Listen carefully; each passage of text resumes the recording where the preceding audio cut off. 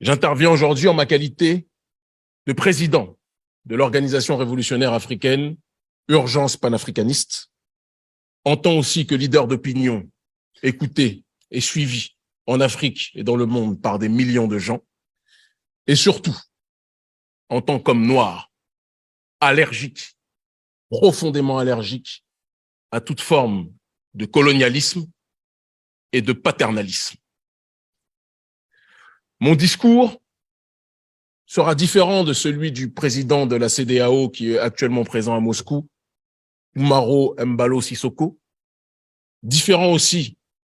du président de l'époque de l'Union africaine, Macky Sall, parce que mon discours sera franc. Seule la franchise peut permettre d'établir un partenariat rigoureux et solide sur la durée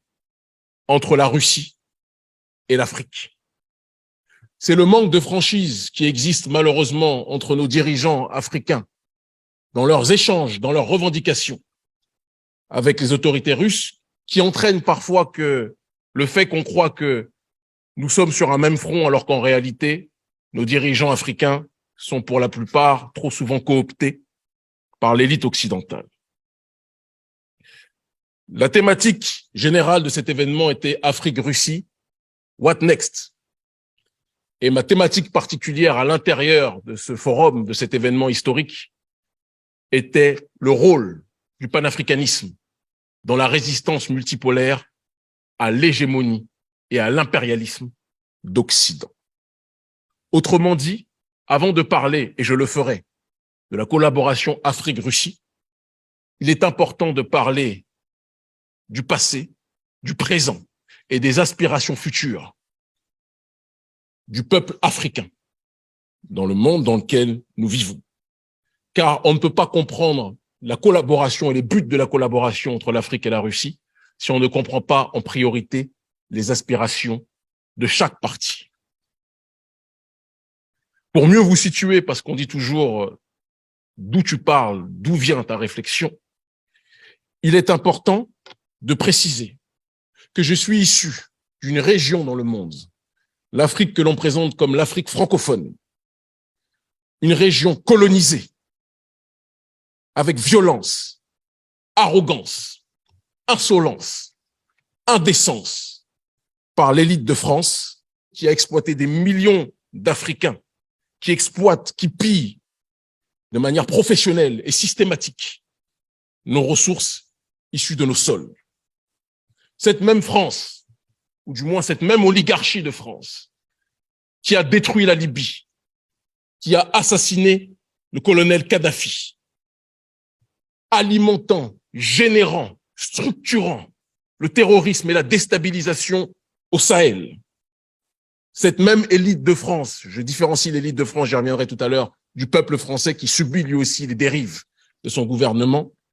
cette même élite de France qui par la suite a l'arrogance de venir se présenter comme un pompier voulant éteindre le feu qu'ils ont pourtant allumé au Sahel. Cette même France, cette même élite de France qui nous impose son système génocidaire économique qu'est le franc CFA, qui avantage les entreprises françaises, les multinationales occidentales, mais empêche les populations africaines de commercer efficacement entre elles. Cette même élite de France qui nous impose des dirigeants marionnettes qui tuent leur peuple, tel que le président actuel, parce qu'il faut le dire tel qu'il est, le président actuel du Tchad, Mahamat Déby, soutenu par le président Macron, ce président Mahamat Déby qui assassine en masse sa population. Ou encore, et personne n'y verra du mal, je l'espère, sauf les espions américains et français peut-être dans cette salle, ou encore les dirigeants dirigés, que sont les présidents Alassane Dramane Ouattara, Macky Sall, ils sont nombreux, Patrice Talon, Mohamed Bazoum,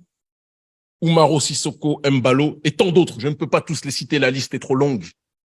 qui suivent les intérêts de l'Occident au lieu de suivre les intérêts des masses africaines. Je suis venu, je vous l'ai dit, pour dire la vérité au monde aujourd'hui, et c'est ce à quoi je vais m'employer. Je ne peux pas non plus passer sous silence, quand on parle d'Afrique, parler de sa diaspora à travers Haïti, qui depuis la bataille de Vertières a été persécutée, a été isolée, a été humiliée, a été asphyxiée par l'élite occidentale et notamment, plus particulièrement, l'élite française et américaine qui aime voir notre peuple en bas dans cette région du monde. Je me présente donc en face de vous en tant que voix africaine qui porte dans son ADN les coups reçus, les persécutions subies par le violeur politique, économique, psychologique, pluriséculaire de l'Afrique que constitue l'élite occidentale et plus précisément, en ce qui nous concerne, le gouvernement français. Je précise bien oligarchie et gouvernement et non pas le peuple, car comme je l'ai dit, les masses occidentales, le prolétariat occidental subit aussi les dérives de son gouvernement, de leur gouvernement, et donc je ne veux pas généraliser, essentialiser la responsabilité des crimes commis par leurs élites. C'est donc fort de mon expérience de membre issu d'un grand peuple, courageux et digne, bien que persécuté depuis un certain nombre de temps, que je me présente à vous aujourd'hui. Un peuple qui, parce que arnaqué par les sourires d'anges, alternant avec les coups meurtriers distribués depuis des siècles par l'Occident, n'acceptera plus jamais des partenariats viciés, de gens qui se présentent comme des amis alors qu'ils ne sont là que pour nous dépouiller. J'espère que la traduction fonctionne. Cette attitude de méfiance s'adresse à tous nos partenaires potentiels sans exception. Aucun peuple ne peut fonctionner dans l'autarcie et donc nous avons tous besoin les uns des autres. Mais la limite à cette interdépendance sera le respect ou l'irrespect vis-à-vis de nos peuples, vis-à-vis des principes de souveraineté et vis-à-vis aussi de nos diasporas. Car tout le monde, l'humanité entière, aime les ressources africaines, mais aux quatre coins du monde, les diasporas africaines vivent des problèmes de discrimination,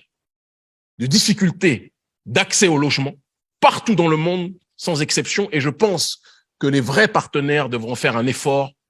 pour accompagner de la meilleure façon possible nos diasporas.